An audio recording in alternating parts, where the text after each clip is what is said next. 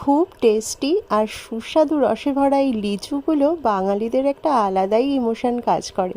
সারা গরমে আমরা যতই লিচু খাই না কেন, ইচ্ছা করে গরম চলে গেলেও একটু যদি পাওয়া যেত। তাই আজকে তোমাদের সাথে শেয়ার করব লিচু রাখার একটা আলাদাই টিপস।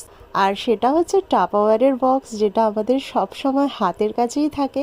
কিছুই না, লিচুগুলোকে ভালো করে ধুয়ে ছুলে নিয়ে তারপরে তোমরা এই বক্সের মধ্যে কিন্তু রেখে দিতে পারো।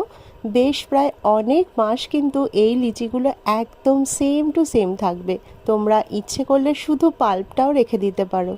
তাহলে আর চিন্তা কিসের, বেশ অনেক বেশি করে লিচু নিয়ে আসো আর চটপট কিন্তু টাপাওয়ারের বক্স ভর্তি করে করে রেখে দাও ডিপ ফ্রিজারে।